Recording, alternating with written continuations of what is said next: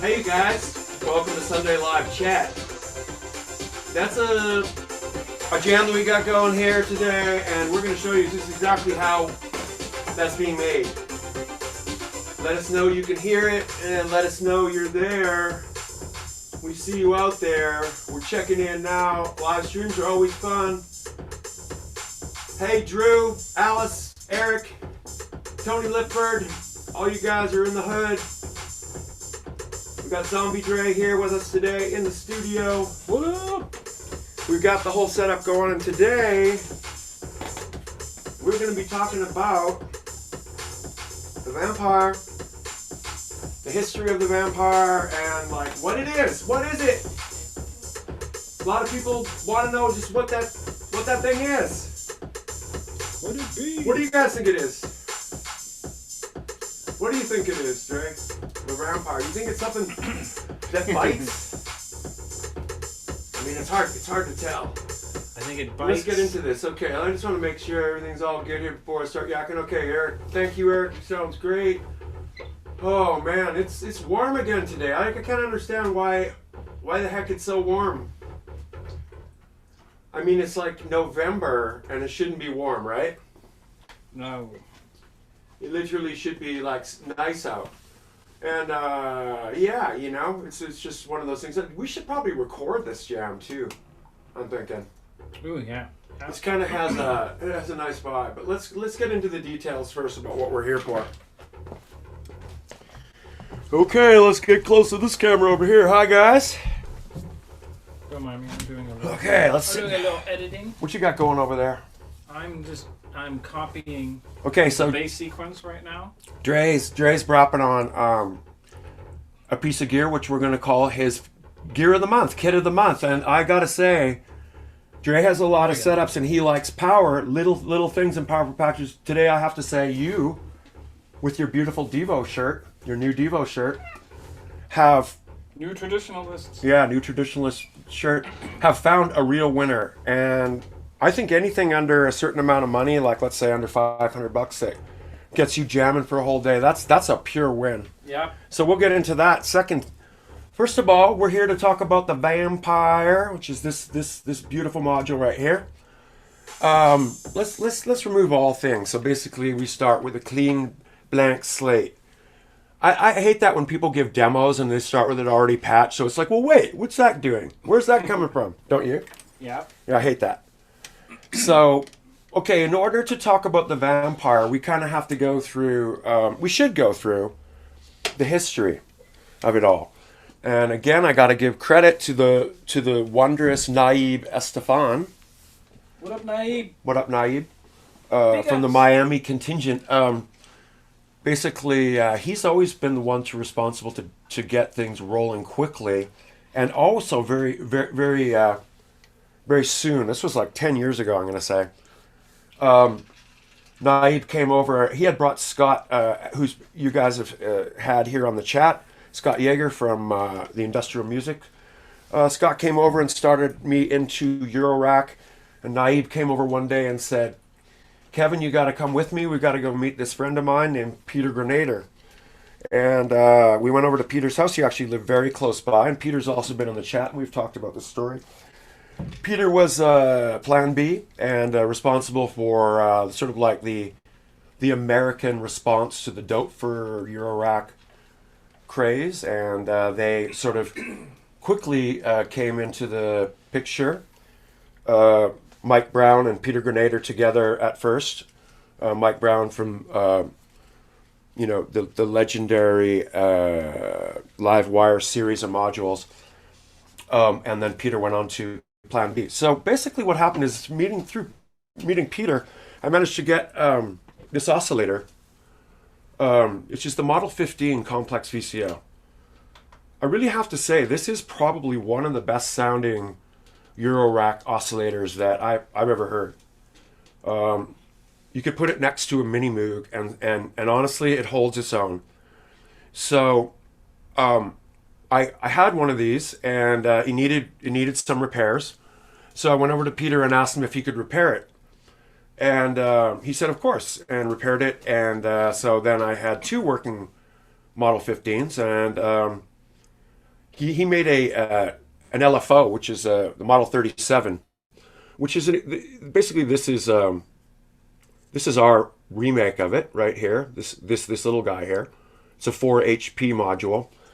So I had asked Peter what was going on with his company, and things weren't too good at the time. And so I suggested that I wanted to help him and get into a situation where we remade the Model 15 oscillator as a team, and we were going to make it so that it could be built using surface mount technology, so it could be built by a machine, basically, instead of hands of people each time, as these all are. These were all built by hand. The PCBs, of course, not, but the PCBs are populated by hand. Now we can do that with a machine. So I got together with Peter, and we began the beginnings of this Model 15 remake oscillator here, which is pretty much exactly in line with the original. Only the changes are is that it was built for a machine to make it, as I said. So we had some challenges, and we called in Phil Gallo, that basically is my partner now with Subcon. And basically Phil Gallo sorted out a few things that needed to get sorted out as these came off the line, and basically made them pretty much exactly as close as the originals. So what this is, just so you're not confused, is these are outputs here. So basically a sine wave here. Let's get some audio on there. You got a sine wave, you got the pitch, you've got a saw, you've got, actually that was a triangle. It's a triangle, this is a saw, this is a square wave.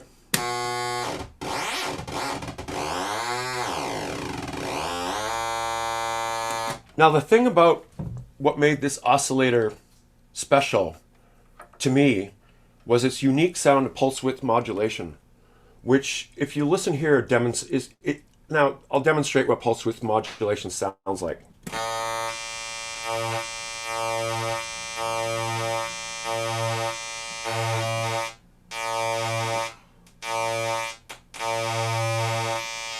So it's kind of like a comb filter, so that basically if you modulate that,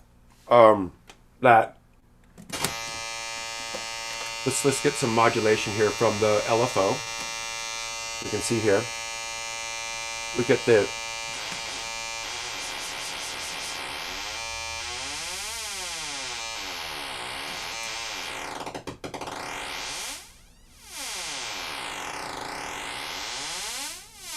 it's always nice when it almost kernels out like that as we're drifting up and down in the pulse width.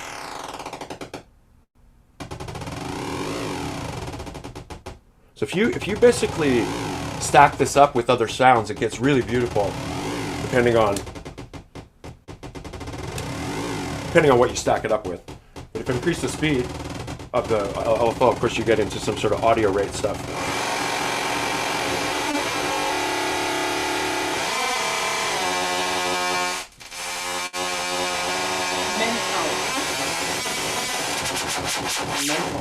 Yeah. That's only the oscillator? Yeah, it's only the oscillator.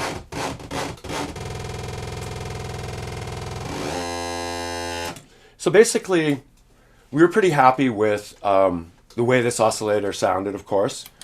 And the way that this works as well is that you would take, right now I'm going to take the pitch from like the sequencer down here, which is the Metropolis by Integel.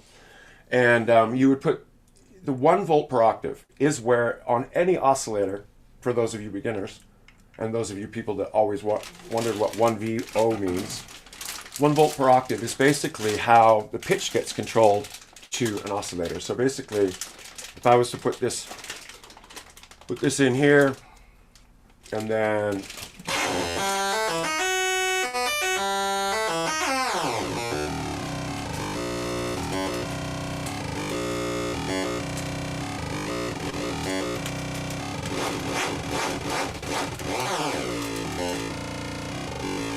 the thing about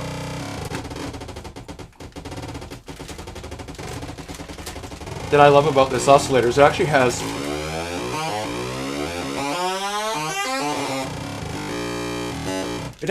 has two modulation inputs with their amount, and then basically a frequency modulation input, as well as the morph input. So the morph input, what was really nice about morph is that morph conceptually is taking a sine wave and being able to cross-modulate the two waveforms. So in this case,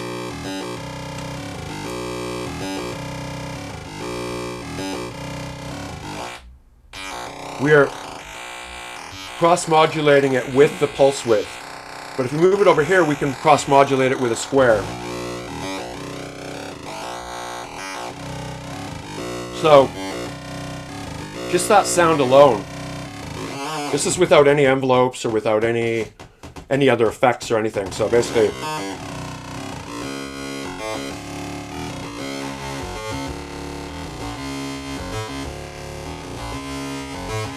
it's a lesson on modular synthesis, I guess, as we build here. So, I always wanted to get one of these Model 37s, but they were long sold out. I actually have one somewhere over here in the rack, one of the originals.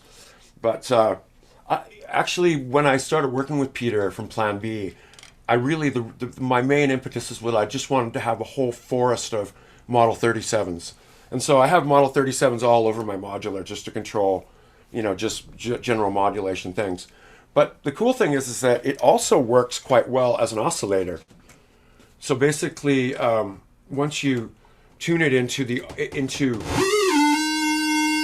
upper audio rate range, it's basically an oscillator. And basically, the pitch information can be put in here, and then you can utilize this as just a mini oscillator.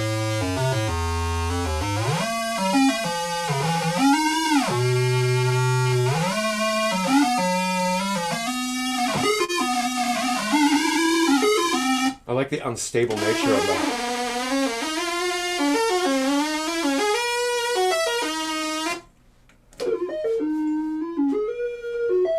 So, it's a great 4 HP concept, but one day Phil Gallo came over as we were putting these together, and he saw me where I was taking. I guess I was, So I was like taking the output of an oscillator. Let's see if I can emulate this patch that Phil Gallo got inspired by and started the talks on the Vampire. So basically, I just had a patch going where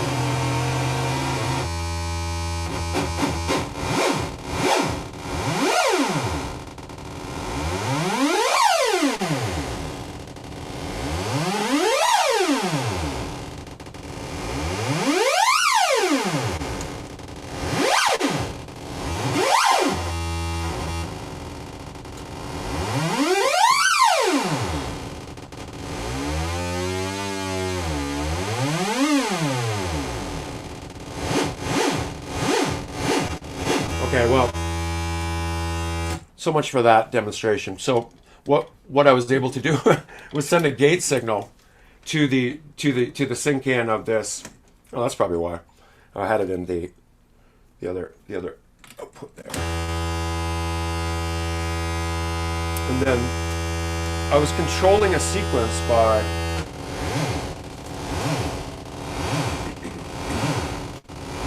okay, and then this here will be the gate.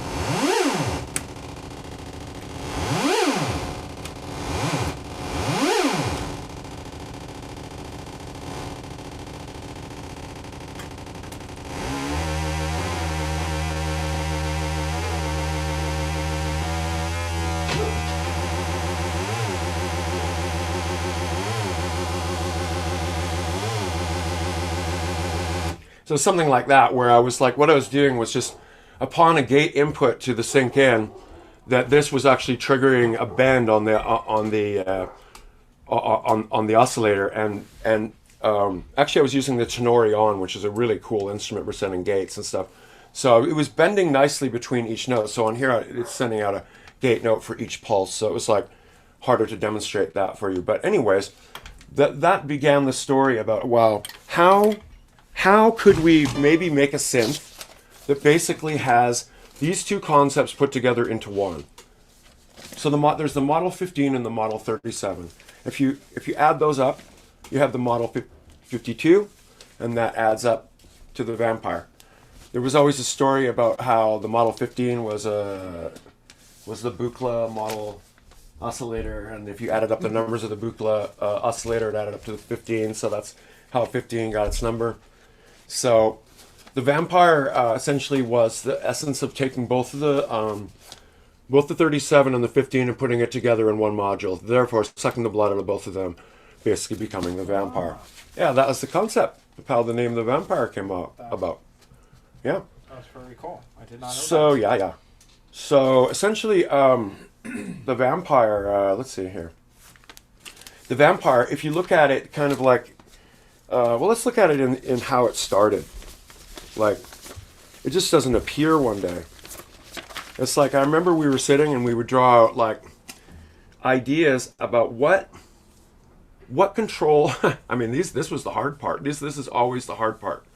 So what it is we're discussing what on the Model 15 we liked in the sense of like the morphing capabilities and what more we could do. What more we could do with the pulse width modulation.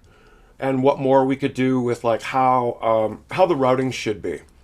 So this went on for quite some time, and it goes into various iterations of design into the PCB, and then we get into more articulated knob layout, where we start to get into details about how basically it'll be set up and how these functions will basically get kind of like, pre-built in design form like this. So we go through all the stages, and there's a lot of talking and a lot of exchanges of stuff, and then finally Phil one day presents me with bango, the prototype. What was that triggering? Here's the prototype. Honestly, I should have hooked this up so you guys can hear it. I mean, let's just say, in some ways, because it's all handmade, it's not to say that the original Vampire isn't handmade. The original Vampire is also very boutique-y in the sense that it is also handmade. Once it comes off the line, there's a lot of surface mount parts that have to get applied by hand. But this was this is the original, and we started with here. And then what we'll do is this unit will sometimes get sent back and forth and back and forth and back and forth until it operates kind of like exactly the way that we hope. And then it will go into the PCB, final PCB's design. There's actually, I think, 2 PCBs on this. And then basically it gets built up into the module that we see today. So what is it? What is the Vampire? Well, as you said, it's the Model 37. If you look at this side, like this side right here, this is essentially this. This is the pitch, the modulation to the pitch of the LFO, the waveform, the output, modulation to the pitch, or pitch control to this oscillator. It's also a secondary oscillator, and also in this case a clock out, which is kind of cool. The new addition to the family is the rotary dials. So let's hear this. This will be the LFO out, just as an oscillator again.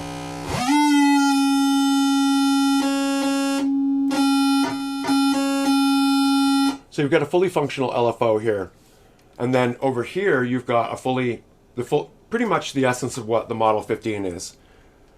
So here we've got, look at it this way. I always like to look at it like a mini Moog. There's three kind of defined outputs here. This one here is called the morph output, and this one that with the beautiful dial that's going around is very similar to what we had going over here on the original. Only on the original we could only morph between a square wave and the pulse width modulation. On this one we can morph between all of the waveforms here by choosing here, or this handy little one that has that thing here basically is an audio input. So upon placing audio into this little baby here, then you can then think about morphing between a waveform and an external source. Get that? Hey Dre, you like that? So in this case, yeah, in this case, let's say That's one of my favorite Devo tricks. Morphing the in between waveforms.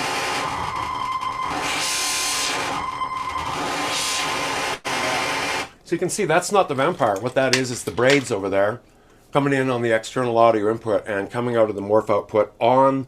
You got to make sure you're on the second one up. This is the audio input setting.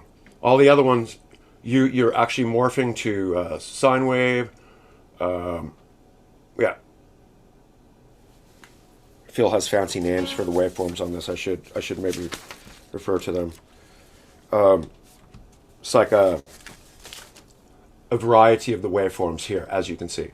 So let's talk about everything else here, because it looks confusing and you don't really want to get ahead of yourself. But so if you wanted something normal out of the Vampire, let's just say you wanted a regular old synth, you would come out of one of these two outputs, where basically the output, this is the output, and basically you're selecting the waveform here, whatever waveform it is. Here's the pitch, the fine control, and these here determine the amount of modulation again, very similar to these knobs here on the Model 15. Now, is that two Model 15s in the Vampire? This is one Model 15 and one Model 37 put together. So essentially what you have here is, I kind of look at it like you stack voices. In this case, like like a mini Moog is, you turn on a waveform. In the case of a mini Moog, there's three. So here you could have the second output, which could be this one. The first output, which you can see can be two. I think this is called a stairway. Yeah, it's the stairway.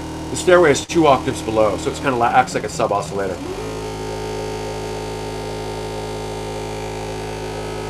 So essentially, I've got a lovely reverb on it there. Yeah. So essentially, if you look at these two outputs as sort of like the way you look at a mini Moog, as you say, you're choosing the waveforms here, the pitch here, and the same goes for the pitch. Where does the pitch get applied if you're going to sequence with it? The 1 volt per octave input. So you've got your 1 volt per octave input.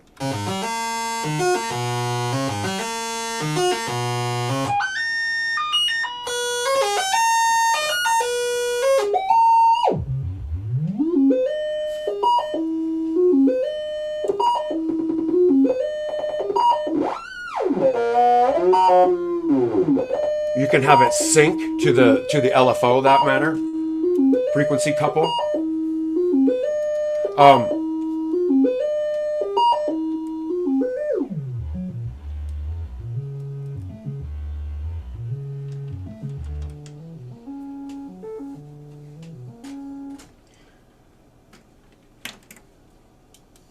Oops. So regular sequencing and also like the way that we kind of look at the synth. Where'd That's low. we go? That's high. There it is. Yeah, and as I said, you're building your voices through these two outputs. So let's like keep, like let's keep like one of these in here. And let's move on and take a look at really one of the more interesting parts, which is the morph section. So the morph section, again, we're going to hear it by this output here. Let's feed this into this channel 2 here.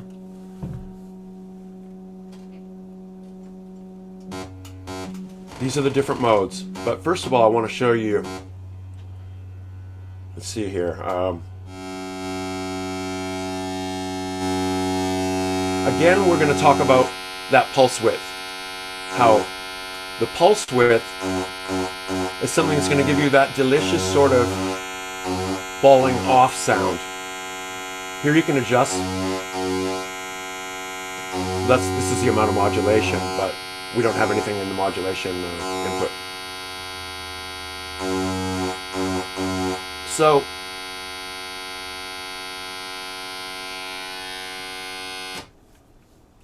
right then it was windowing or morphing with these waveforms here.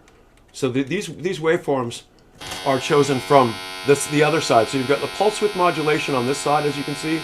The other side is the morph. So this is what's kind of like choosing the morphing, what it's morphing to.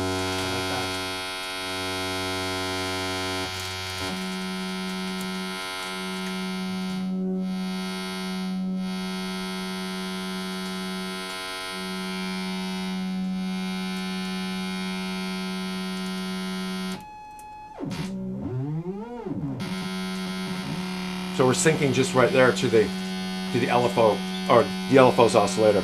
But to apply modulation is selected with the speed of this LFO. We're going to apply it either linear, or sorry, exponentially. And here's the waveform of the LFO.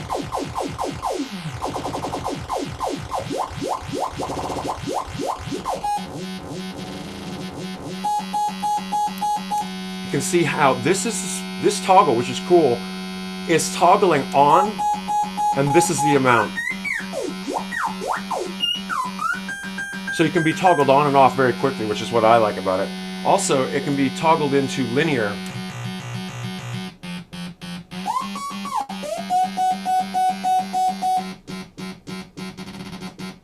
And then so you've still got the pulse width and your selected waveform that you're morphing with. Now, if we're to run in an LFO into the morph, you could actually just select its own LFO, which is kind of cool. It's got its own output.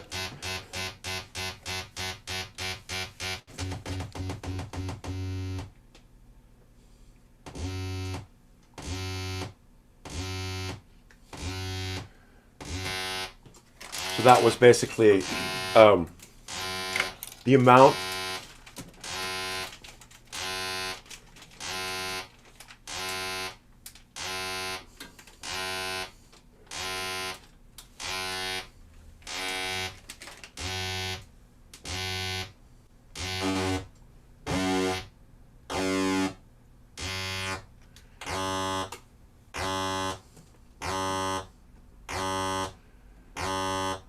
Oops.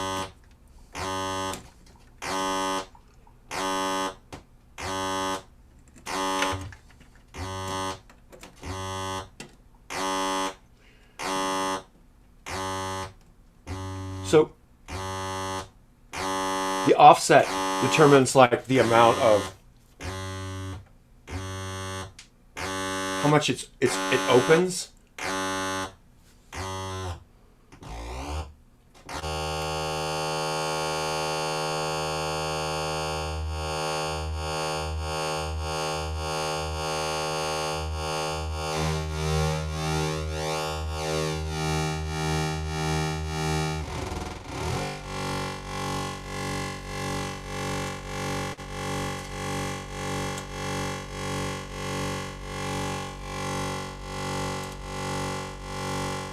So, windowing.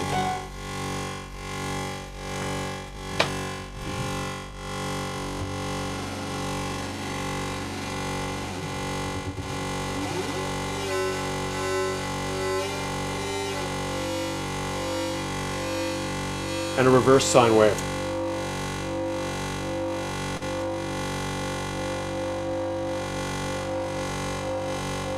Yeah, that's good.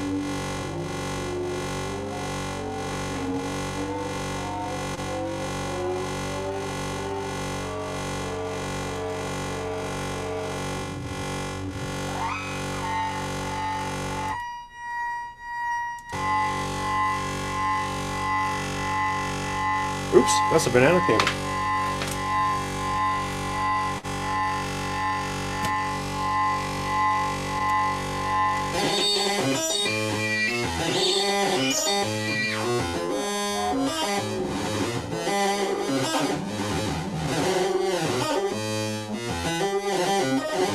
That's weird.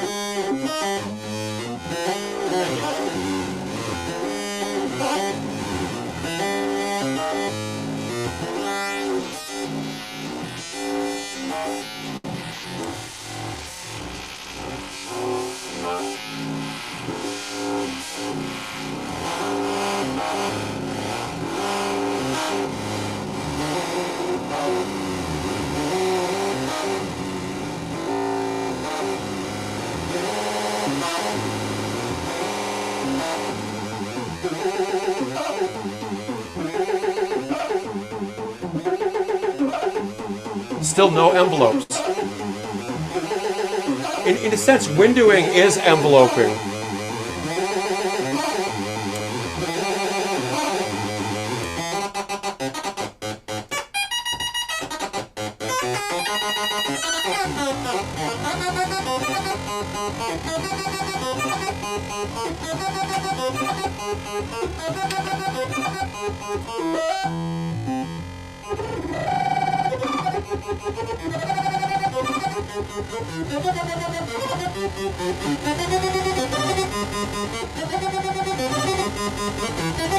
So let's place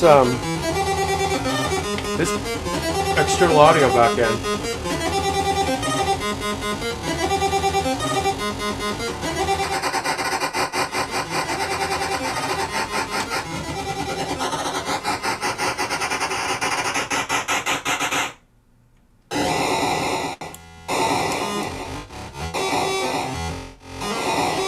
So now,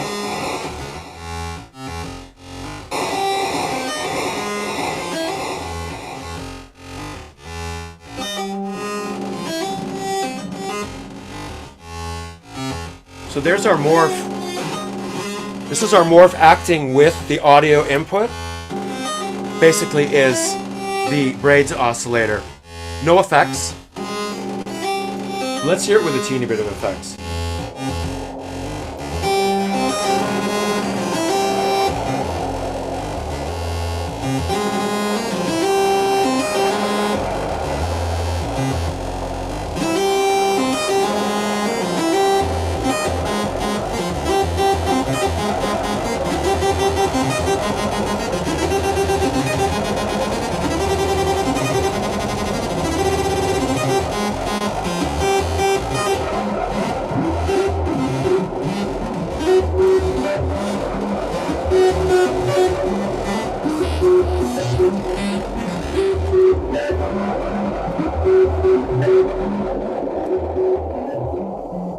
So basically, yeah, you can have really a ton of fun, even without effects.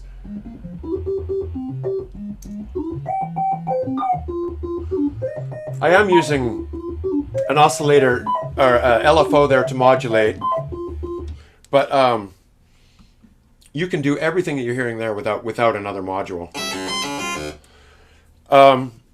Yeah, I mean the essence of the Vampire was as well to be able to take a sequence and then also be able to just modulate it like any normal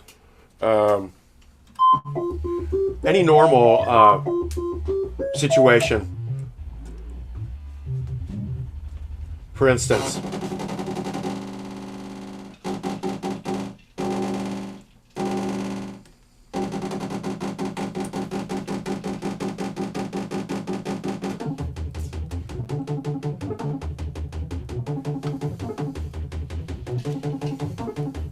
kind of has a life of its own too. Like something like that right there, I would tend to maybe I would get my MIDI clock going, and I would probably have some jam.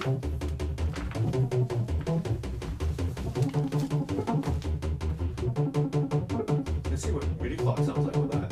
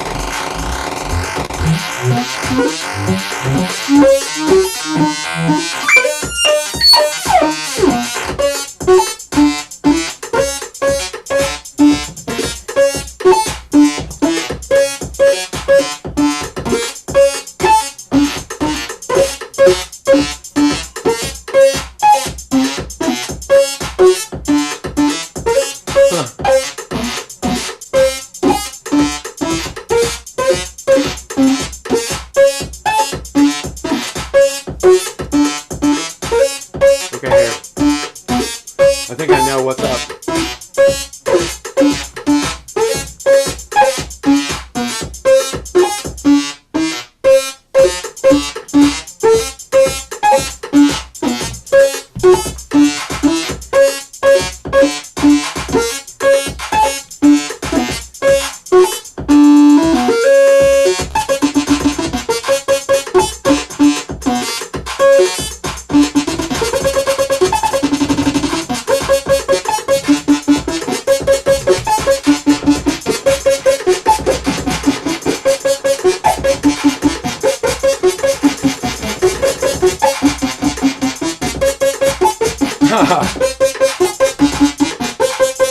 Okay.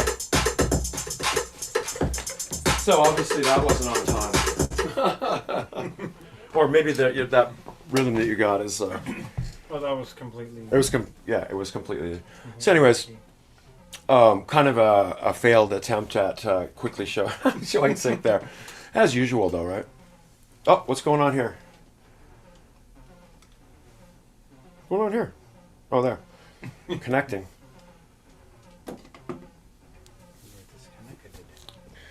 Everybody give us an idea about how the connection is. How's your connection? You still good? Everybody still good out there? Still good. How's our situation? Are we still coming across loud out there? Can you hear? Can you hear us? Can you hear us? Can you give us an idea that you can hear us? So, I have an idea that they probably can, hopefully. You're saying connection is great? Oh, good. Okay, so I know what that is. So the Vampire's other controls here, the LFO sync, the pulse width modulation CV, and mod select CV are really just like, okay, so mod select CV is like, basically if you put an LFO into here, it will CB through, it'll CB through the modes. True. Yeah, it'll CB through the modes. I like that. And what happened to it? Oh, it's probably just going too fast. Oh, that's weird. I do that on my little chaos synth patch on the Bebo. I have That's I weird. have an LFO cycle through the different voice modes. I think this cable is bad. Yes, you know, so many of these things. Have you ever noticed how when you have a bad cable, that you just put it back into your cable selection again, and you'll be like, wait, I threw you away. You were supposed to go away. So what does that sound like? The mod. Ooh, look at that. Yeah, look at that. It's going pretty It's quick, got to have a too. sound too. Yeah.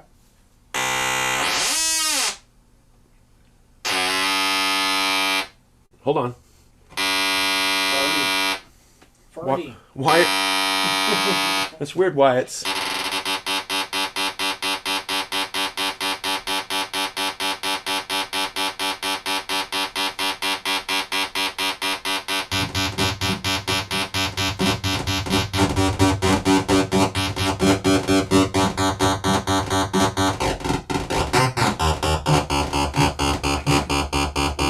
Is that still running? Are you still running sync? No, this is just.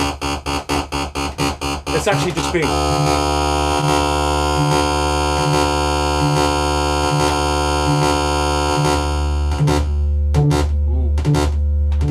Oh man, you guys have no idea how low that is. Like you can't hear the sub, but yeah, that even lower. How low can you go? So what I would typically do is hit sync in with a pulse from a drum machine with your clock, and you can get this to run, you know, in sync with your clock quite easily. You can apply pitch again to the. Oh, nice. Simon's saying his sub is going, so you can get the sub.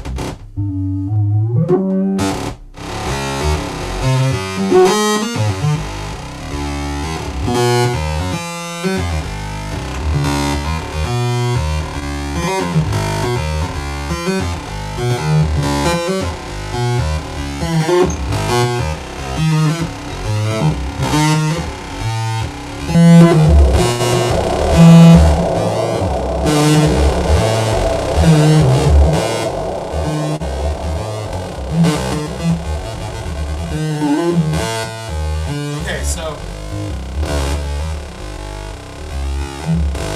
let's take that out right now. This is like we've been operating everything on the 1 volt per octave pitch input. This is getting a standard pitch input source from the Metropolis. The thing I like, and the thing that was like really fun, was Derek came over here, basic, and started hitting the input of the 1 volt per octave with the envelope. So essentially we're just taking the gate output of the sequencer and running it into an envelope generator and creating, maybe you can see here, we're creating here, we're going to create some envelopes that, there's a couple of them being created here. You can see here's the time of each envelope. So here's the inputs. The output of the envelope 1, let's like place it into the input of the 1 volt per octave. And let's hear what that sounds like on the output.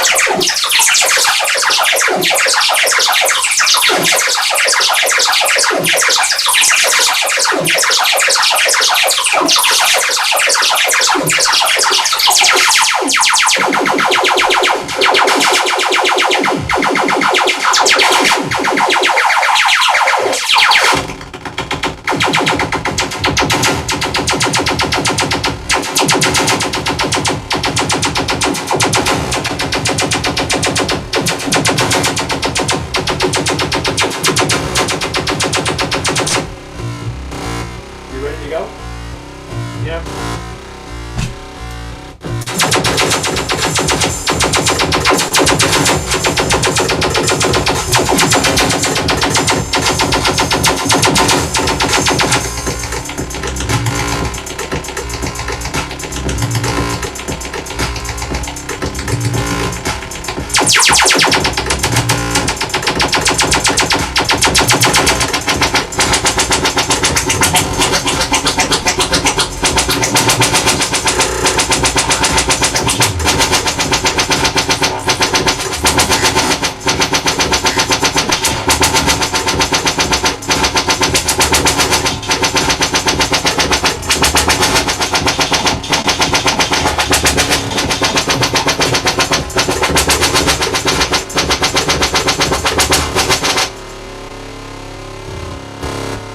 Let's gotta hear what your beat is.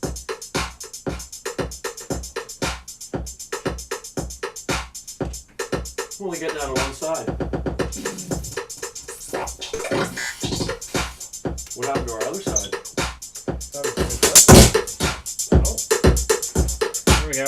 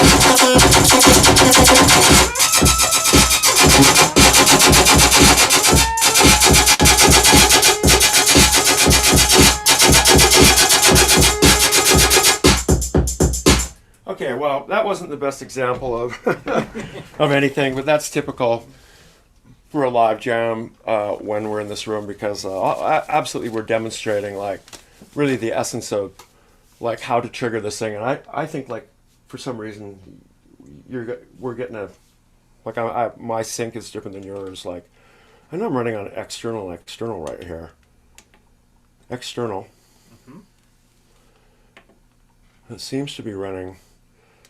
What are you running at when it's running it? I just get BPM external. Yeah, 115 or something like that.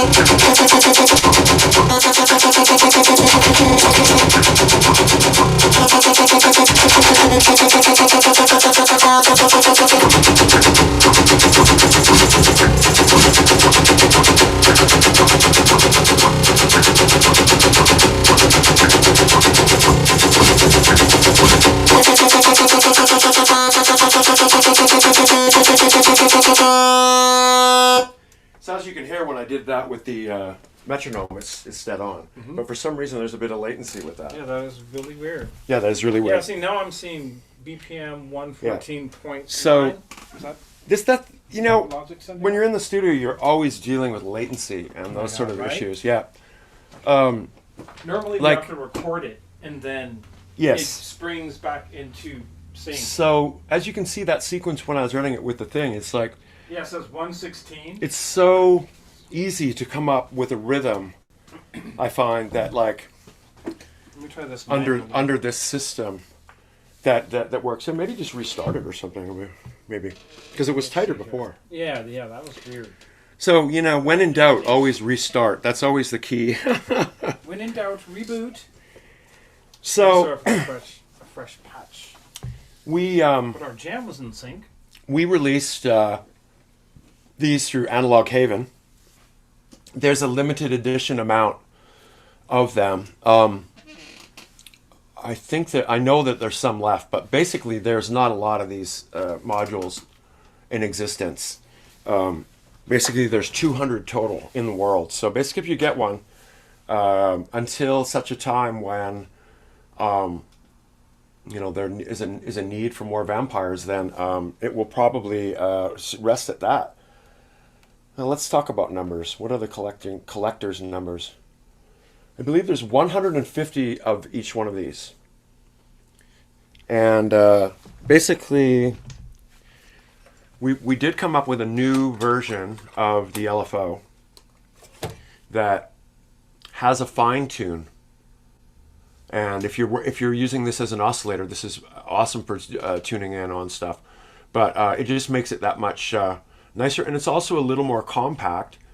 So basically, it'll fit in a smaller skiff. The bigger ones, the older ones are like I'm going to say about that much deeper. And this of course came in the very cool first generation case, which was made by Peter Grenader and designed by Simon Paul. By the way, Simon Paul does all the faceplates. Very cool design. He's in the chat. Yeah, What up, Simon? he has full reign to do with it what he wants. And what I like about it is that if you see this module in somebody else's rack, you can always recognize it because it's one of the only modules that has this black top and silver bottom. So if it's in someone's rack, I mean, I've spotted it in Martin Gore's rack, Dead Mouse's rack, Tom Junkie XL. So it was kind of cool. Okay, let's talk about the voice tail. Yeah, you didn't think I was going to talk about the voice tail today, did you? No. What's the voice tail? It's our even. Well, it's just as limited as the Vampire. It has the same amount. And what is it? Well, the voice tail is essentially, I want you to look at it today as, let's look at it first as a 3-channel stereo, a 3-channel mixer. It's not stereo, mono. These are your inputs here. So let's take one of these channels output from the from the Vampire, and let's put it into channel 1. Now what's happening here is this is one channel with one of its own filter. So it's basically a low pass or a high pass filter as decided by that switch. And it travels through the unit and comes out here, basically at the bottom, out, as we say in Canada. Funny thing is, I tried to build one of those in the Zoya. What? The Voitel. Oh yeah. I took three filters and kind of in parallel like that. Oh yeah. Yeah. And what happened? I don't know if it worked. I'll have to try it, but yeah, I'm not sure. I'm not sure if it worked, but that's something I'll have to experiment. Okay, I see what's happening here. I got to give it some signal. Internal, external. Oh, let's go. Internal. Enter. And let's give it some. Let's give it some go here. Oh, great. Oh no, not the ghosts. That's the ghost. Hold on. Internal. Run. Ghosts in the machine. Yeah, there's a run. And somebody's asking here, what does the toggle switch above the Lin XP switch do? Hang on one sec. Sounds like we could have another bad. Could be a bad cable. I don't know. What does the toggle switch above the Lin XP switch do? The toggle switch, let's see, above the Lin XP. Let's go back and answer that question, shall we? First of all, you know what I think it is, Dre? I think I muted it over there on the console. Duh.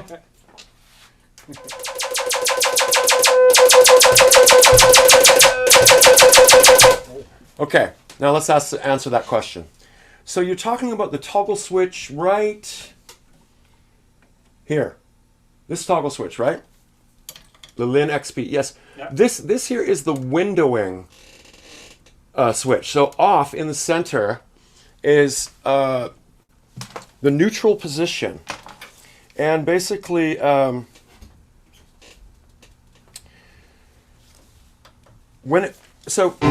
mean, I found this quite confusing when Phil came forward with this. Is that the JP6? Yes, it is, the Jupiter 6 that I hit there, yeah. Yeah, the occasional hits you are hearing is the JP6. Yes, and it's always a pleasure to hear her, isn't it? Yeah.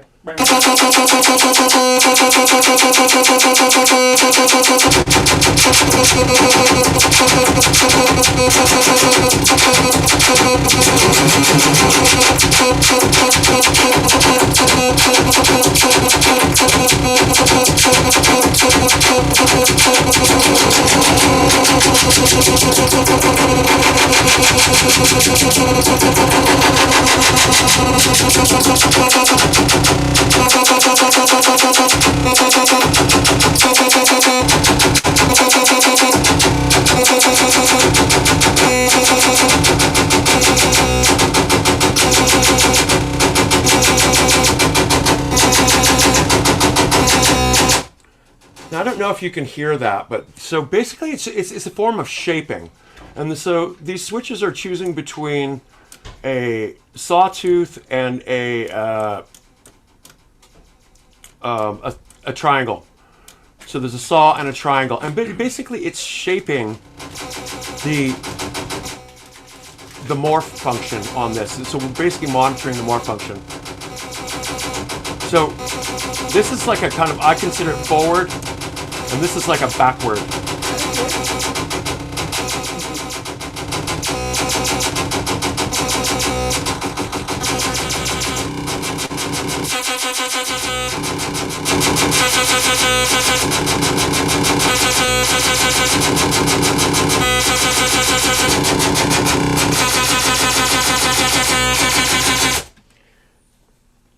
Hi, Kitty. Oh, Fisherman's in the picture. Hi, Fish. Everyone say hi to Fish. He's been doing really well.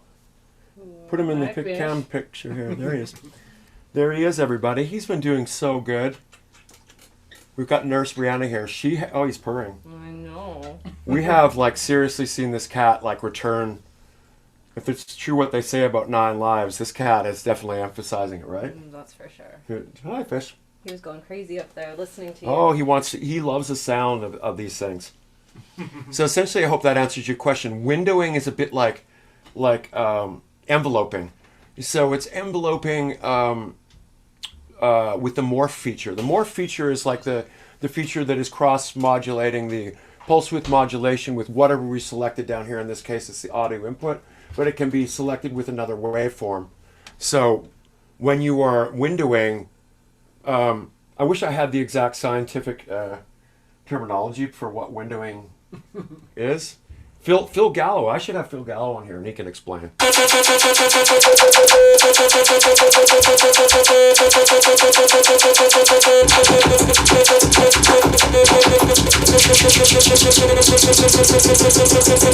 But it enables your ability to window and get those type of effects. It's like kind of like stuttering type of effects. And I don't know, man. The cool thing is that you know you never hear the end of this thing. It's like basically, Derek was also pointing out that right now there's one envelope applied to there. What about a second envelope applied to the same input?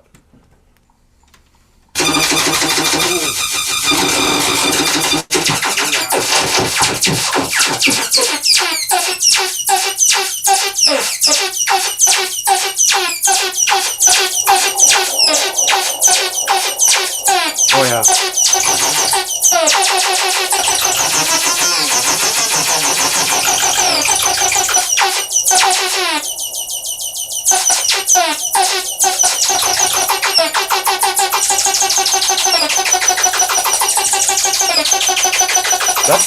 That's what I mean, man.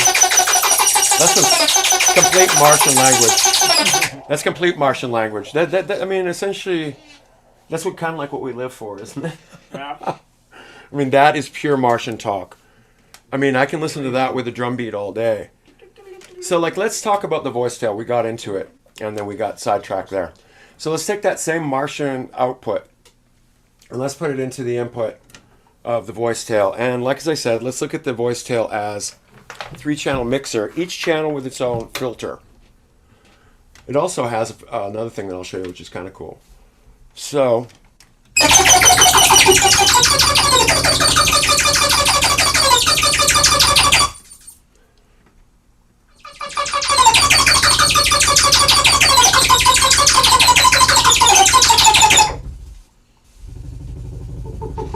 as you can see right now, this is a 1 input, but we've got 3 filters to shape this one sound. Now, what would happen is if you applied a second sound into here, it would override that. This would become a separate channel and mix to this output. This would, if you had 3 separate inputs here, they would all become independent, and you choose your, oops, that's a bit of a noisy switch. You choose your low pass, high pass, low pass, band pass, and low pass, high pass filters on each one of these things. You can also chain the 2 together here. Essentially, it's already chained, but now what's nice about this is that it self-resonates really nicely.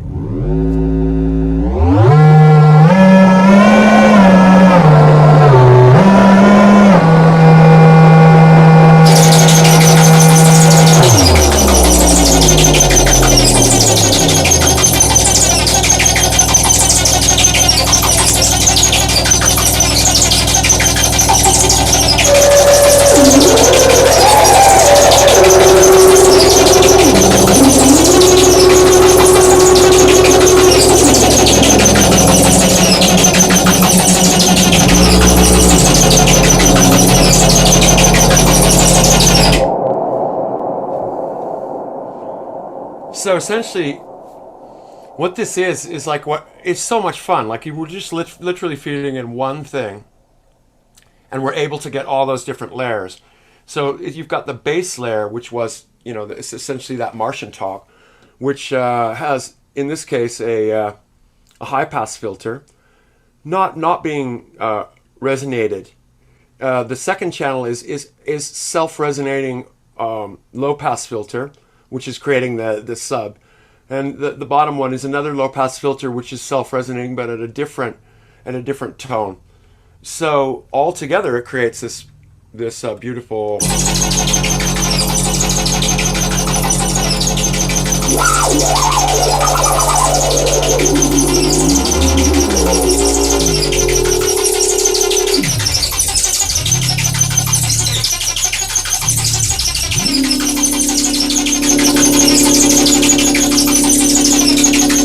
All right, what's that switch?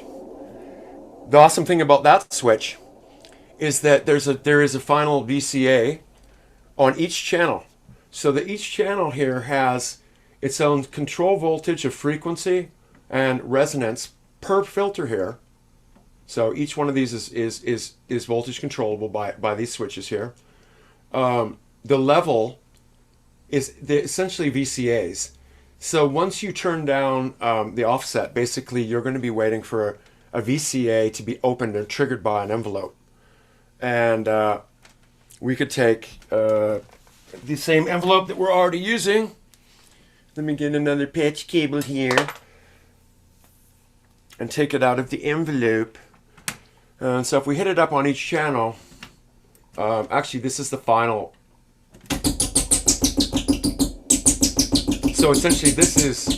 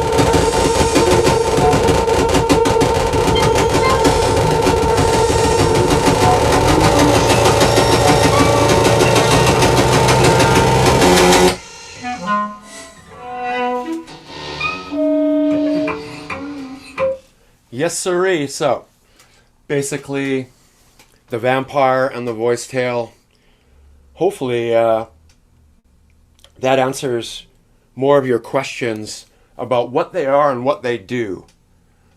If any of you have any other questions about it, please ask them now. Like immediately. Immediately. I would also like to say that there is a aux return. So let's just say you wanted to have one of these come out. You could take the output of, say, this first filter right here, feed it into a delay, and have the effects return come back here in the auxiliary.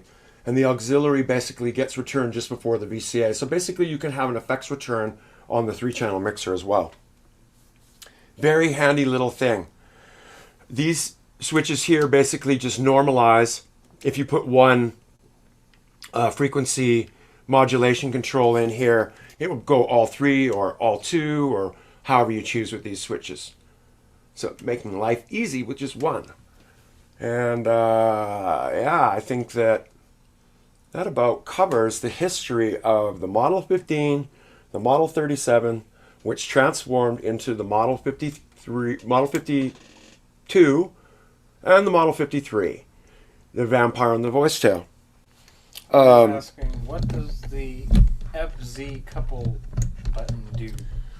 That basically couples the frequency of the oscillator with that tries to like hop on board with that of the LFO.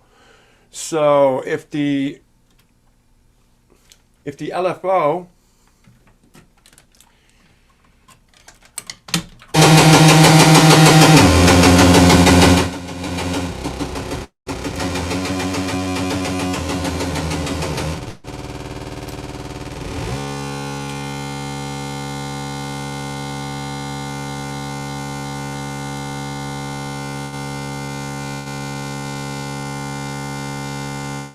hang on.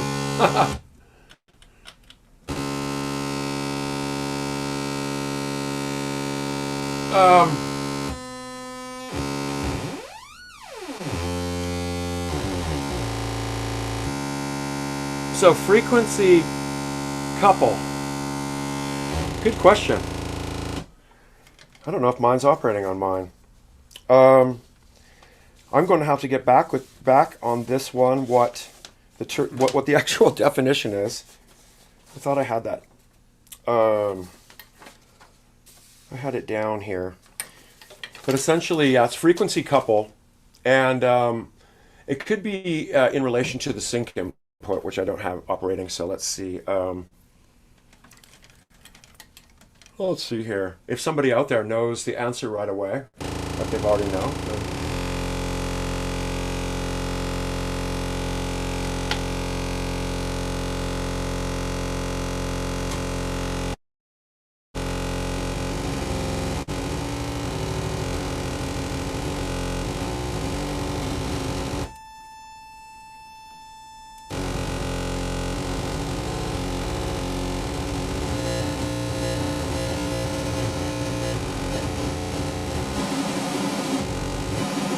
See how it's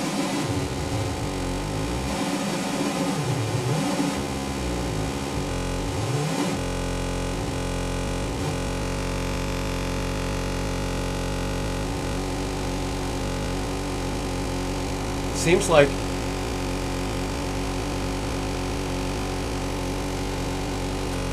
yeah. So basically frequency couple is it's sync. I mean, I don't think I was feeding that a normal waveform.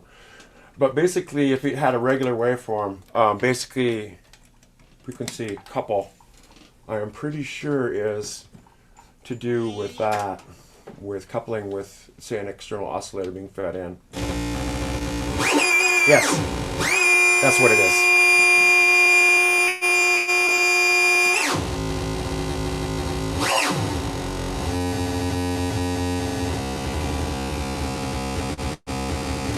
Though, with that experiment, it isn't. So, actually, I don't know. Right now, I'm actually a little stump the duck on frequency couple. Oh, that's kind of weird. And here's a follow-up part to that. Yeah, there's going to be a follow-up, a whole follow-up chat. And exponential modulation occur at the same time on the Vampire via the Lin XB CV input. They do. Is it one or the other, or both? It's one or the other. You choose it here. And then it would But- middle off. But you can. What's Yeah, the middle is off, and the right is exponential, and the left is linear, and that's what chooses this, which is the amount of modulation. You can also voltage control these two here on the lin in and exponential in, the amounts. Yeah, I'm kind of shocked that FC couple is. It could be to do with hold on. It could be to do with windowing. Let's see here.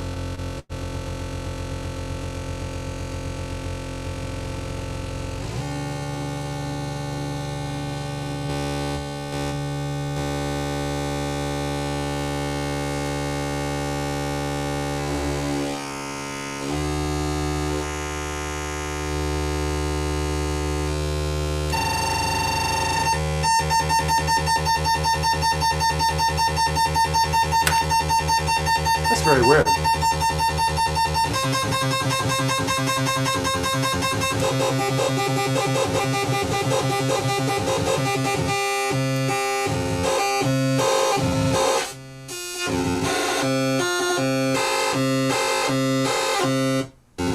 Well,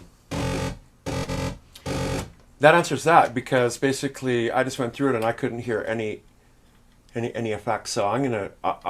That's really weird. FC couple. It could be that mine on this one is not. It's not working. But basically, if someone out there has a vampire and basically can get into the manual right now and basically like be, hey, guess what? That is for this. Yep, that's. It's really good when somebody, even including a part designer of this, comes and shows you and can't actually display what that is. But that's what they call stump the duck. That's what we used to call stump the duck when we would ask like, hey, who plays this song? And someone I know's answer every time was always The Clash. Oh yeah. Yeah, we used to do that all the time. Yeah. Any more questions on the? Yeah. Favorite piece of equipment you have? Favorite piece of equipment I have? Oh God. Could you answer that question? I would probably say my Poly Bebo is my favorite. Really? Still? Second, followed by my MPC Live. Wow. And then my actually no, I'd say probably my Zoya and Bebo would both tie for number one. I'm looking around the room right now. I keep on hitting the Jupiter 6. I like everything. I mean, I'm going to say probably my most favorite piece of gear is the PCM41 digital delay because of its unique characteristics and how it got me into synthesis. I really like this synth here, the VCS3. Putney. The Putney. And it's covered with other stuff right now.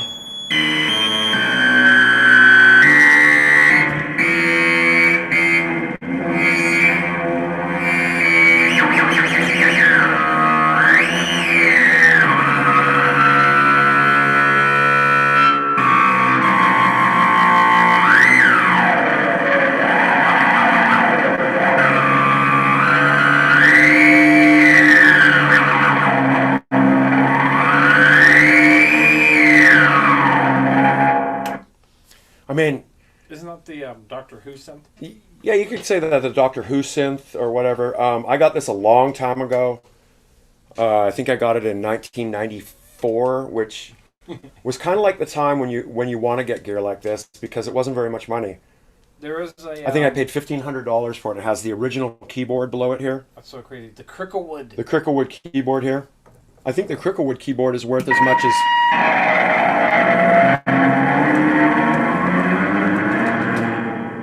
I think the Cricklewood is worth almost as much as, well, it's worth more than I originally paid for the whole unit, which is weird because it just has a sub oscillator in it, and it's not really that usable. But there's also iPad app. Also, really like up here I have, I'll call it the Korg analog sequencer, which is triggering the MS-20 and the MS-10, and if we have a sequence going, I can show you that. This was in time with your box, which is weird. Yeah. Hang on. I'm going to try something from start.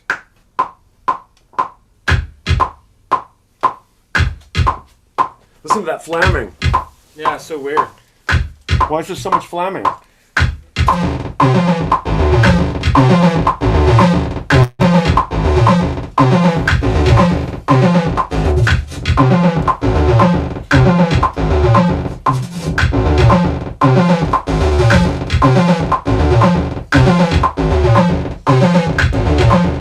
So that's coming from here, here.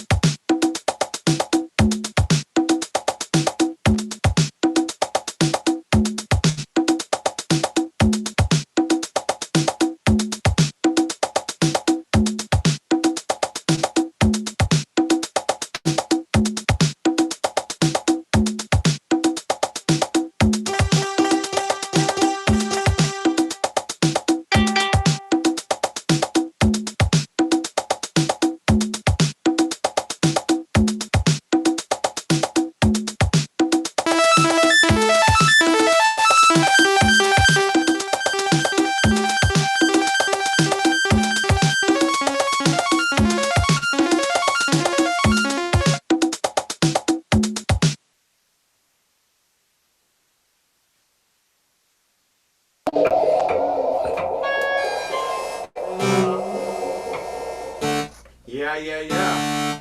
Okay, so that's an example of, I guess our setup here today is the vampire and the voice tail. Zombie, we've been talking about what you're hyped upon lately, and I think it's time for you to introduce it. Ladies and gentlemen, his Zombie Dre year pick of the day, or of the month, as you might say, All right, let's see here. goes to what? What is your gear pick of the Camera day? here. It is the MC 101. The MC 101, ladies and gentlemen, there it is. It is the new pick of the day from Zombie Dre. And what we had there, as amethyst weapons, good ears could detect, I was using a combo 707-727 kit for that old Mine TPI fill. It's not in the shot I see here. Yes, the EML 101 was extensively used on download, mostly on download. It's such a Okay, there it is. it's such a crazy sounding synth. So the EML 101. let me play a demo sequence I did just the other day for the occasion. Let me load it.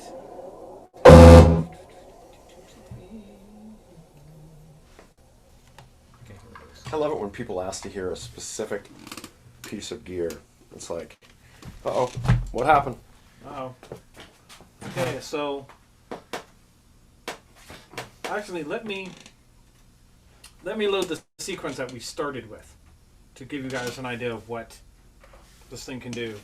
It's pretty much just loaded full of a bunch of good rolling sounds, but if you know anything about Zencore, you can make sounds in Zencore and then export them over into this thing as well, and you have access to like Jupiter 8, SH101, JX, I want to say J3XP, and there's one more synth that I cannot recall mentally. But Oops, the daisy. I'm just trying to get in closer to your, all right, to your unit. Oh, that sounds funny. Pardon? Tempo is super Wow, you slow keep on on that. losing the camera on that one. I don't know why. I don't know why the tempo got all slow. Hang on, let me try to reload that. Are you still sending me a sync? I can send you sync. I'm trying to think. What did we begin at? Yeah, definitely faster than that. Or maybe that's what we were doing. Okay, maybe that's where we were at. So, this is the little thing that I prepared.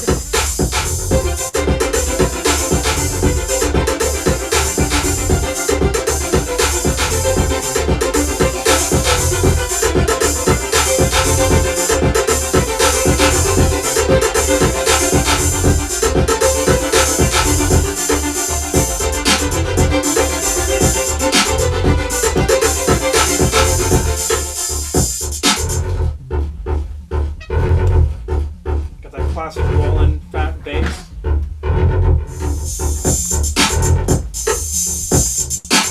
Some 606.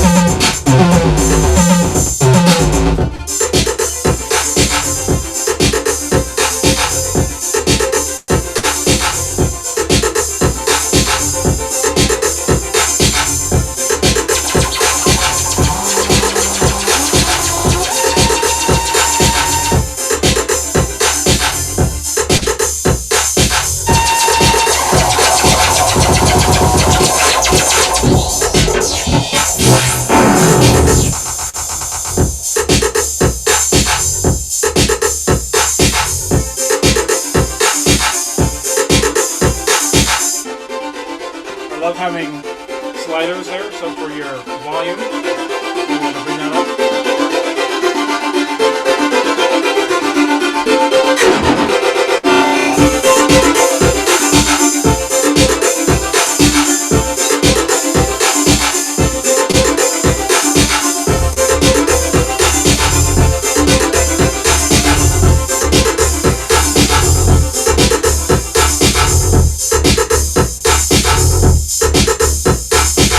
So essentially what I have here is you have 4 tracks.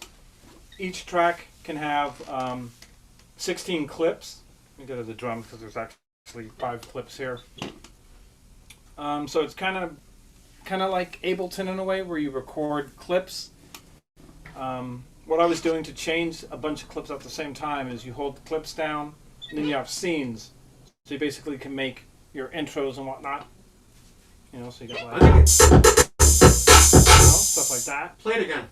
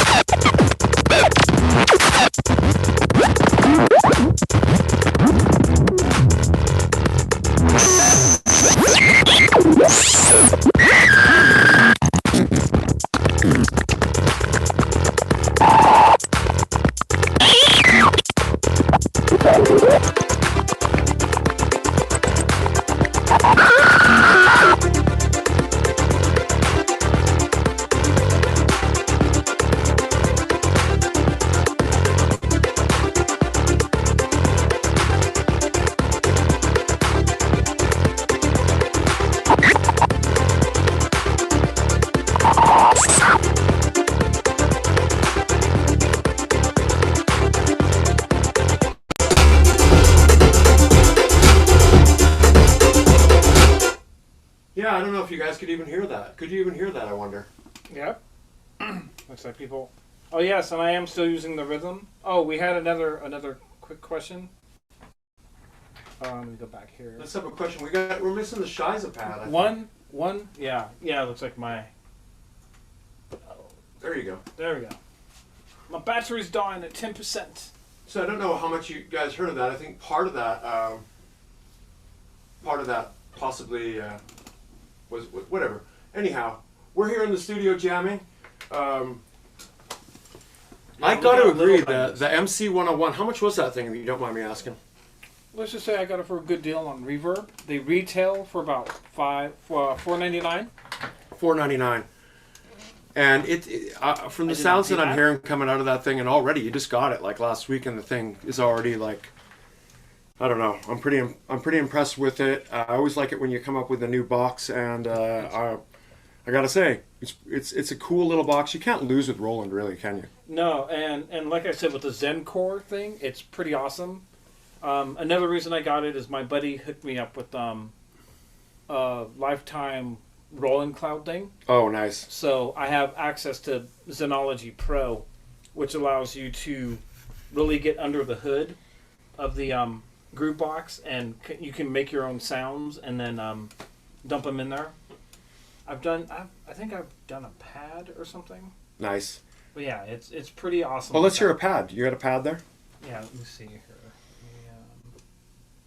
Let me go to a page. Oh no, wait, might be one in here. Let's see. As you know, we only talk about gear here that we're really impressed with. We like all gear, but like we only talk about gear that we're really impressed with. So this is the gear. Notice Dre's new shirt, everybody. Guys, show us your shirt. Oh yeah. The Devo new Trads. Look at that. Replica of the shirt that they wore. It's like a running shirt too. It looks kind of nice. Yeah. It's all polyester and shiny. So you're gonna play a pad? You got a pad there? Yeah. Oh no, it's hard. Without a sequence. I mean, usually Roland is pretty amazing on the pad situation. Oh, so good. Here, But if you've got all the goodies, the sequences, it kind of reminds me a little bit of an MC 505. Is that true? Yeah, I'd say so. And there's one of those right That's there. our initial tones. If you can see. We've We've got a couple of MCs down there. So it fits right in line with the MC family. Oh, listen. All out of that box. Okay, I'm impressed. So, today you've been taken on a stroll of the lovely world of the vampire from the voice tale. Oh, And then JP. a little excursion as to about where it came from. And then, as well, you always got to have a good buddy to jam with. And when your buddy brings over a piece of gear, that's something to talk about. And I always love sharing the Sunday live chat with Zombie Dre. Yeah. Always Zombie, an honor. thank you very much for joining us here today. Oh, that sounds like some crescendo type of music.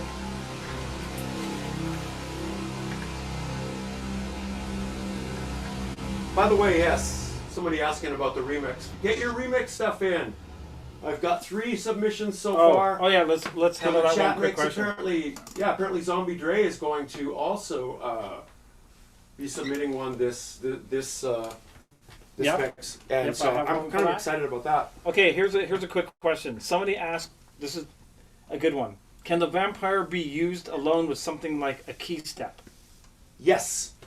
So you would take the CV and gate outputs of it, and actually, you kind of need to have a envelope generator and a VCA to really get full usage out of the vampire, because when you feed the pitch information to the 1 volt per octave input, that is not also giving you the ability to shape the length of the sound and so on. So basically, what you want to do is, like on a key step or a beat step, there's like on one channel there'll be a CV and a gate output.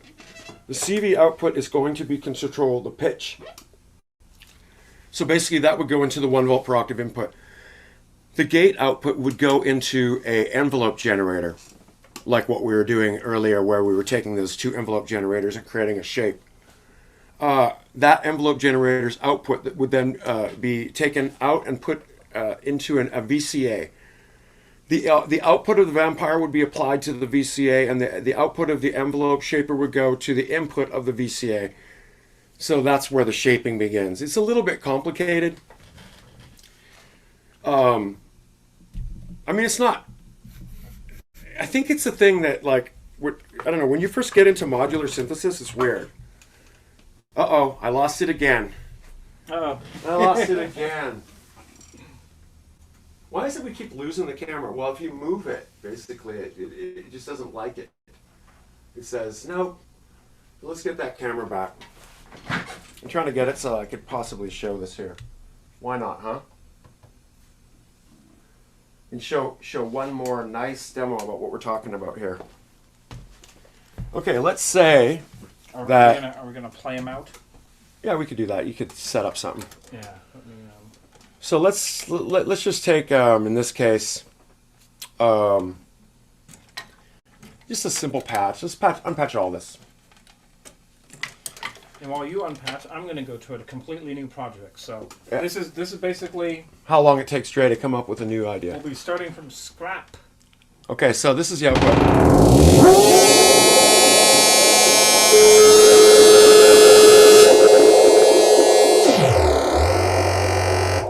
Without the delightful new Starlab reverb by Strymon. I'm loving the sound of that. Yeah, no, It's it's so much. It's it, so it good. it makes everything pretty beautiful, I will say. So, yeah, this is like an extra. I call this the subcon extra sort of thing today. The pitch, as we said, if you have a Keystep Pro, this will be the CV. The CV is the thing that will provide you with the note information that you're going to need. So, if we've got some note information, you should be able to hear it.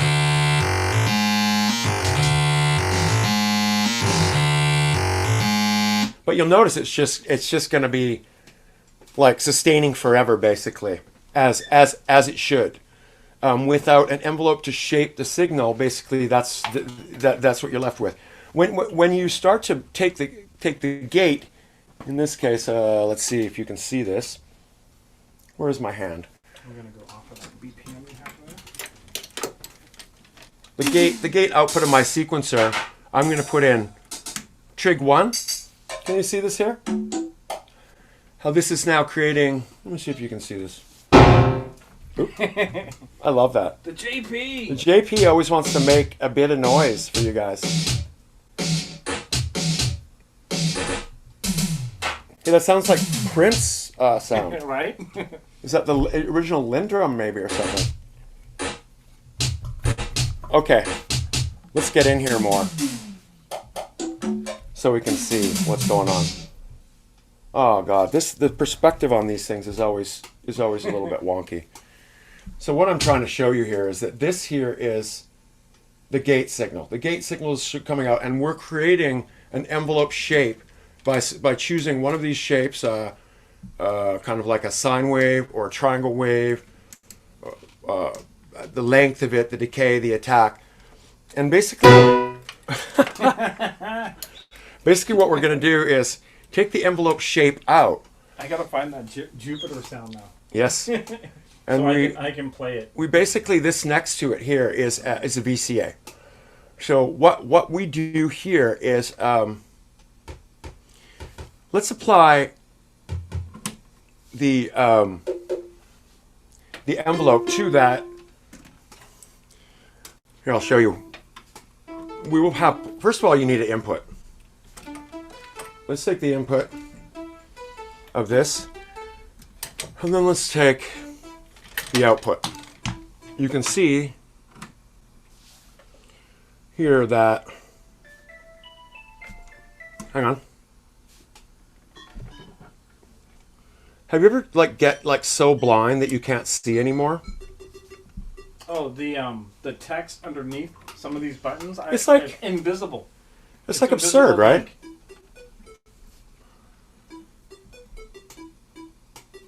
Oh, here. One of these cables is not working. Put the input.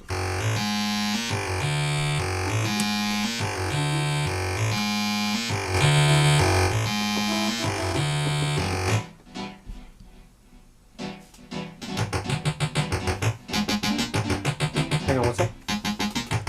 So, probably one of the most complicated things that people don't get is that when you first hook up a VCA, most VCAs come with a volume knob that basically people will think, well, I need to turn up the volume. And the thing is you'll just end up with the same sound.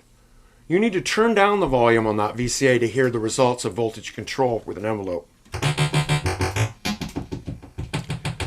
This is now the length of time that this signal is going to stay open for.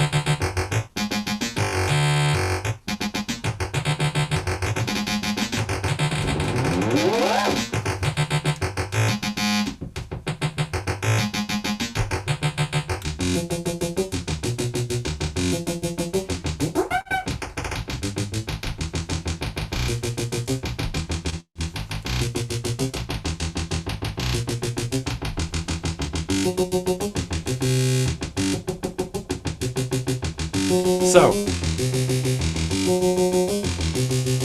essentially, the volume is coming out of the Vampire, going into the VCA, as you can see here. The envelope shaper is going into the CV control of the VCA. The trigger of the trigger of the envelope is coming from the gate output. So in this case, this would be your BeatStep Pro gate out. The pitch of your BeatStep Pro will go into the 1 volt per octave on any oscillator, no matter if it's this one or any one. And then the output, of course, goes in here. The output of the VCA then goes into your channel.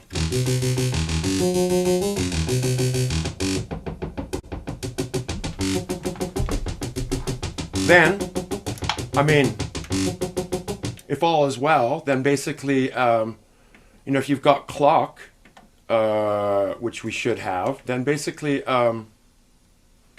you should be good to go with somebody else that has clock at that point with your sequence. So let's just check that and see. If it's good, it should be good to go. I see it there. That's weird. Where did life go? Oh, I think I turned it off. That's why. No? Wait, try it again. Yeah, there we go. I don't have it. Oh, you don't have sync now. Yeah, no, I don't have sync. It's really weird. I think it's because... The ghost of sync. Yeah, the ghost of sync. I know why. It's because you gotta press run.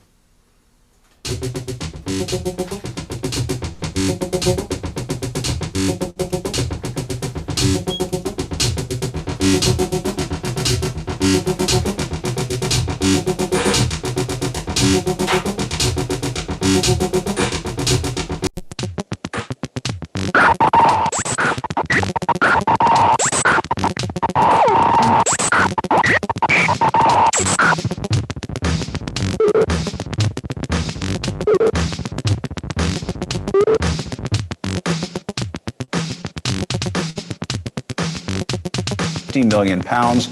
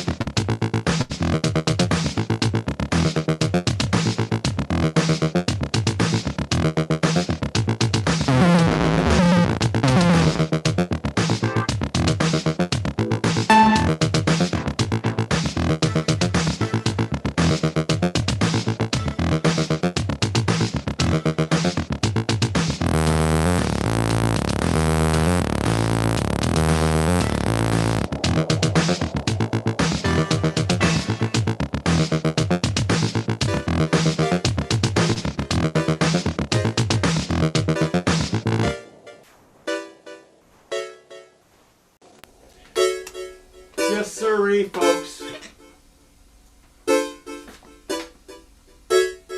It's another Sunday, you know? I mean, really. Sunday! What better thing to do than to be in the studio jamming with your buddy? Right? Zombie Dre. Yes, you heard some. It's the best thing to have your Ronnie is a little bit of TV handing by, just that you can switch on and off through effects. Oh, yeah. I love to gate TV through effects and stuff like that. Just have it handy, ready to go. I am looking at the questions here. I don't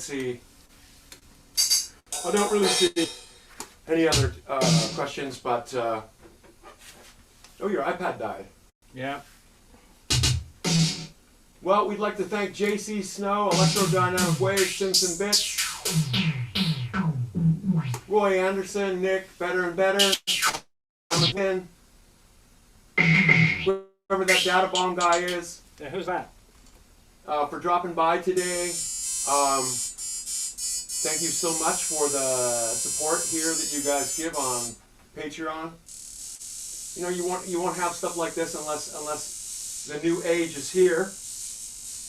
The new age is upon us, and who knows how long we'll still be inside for. But the the end fact of the matter is that all of us connect somewhere or another, and this is the way we do it. So, big thanks to you guys. We'll see you next week.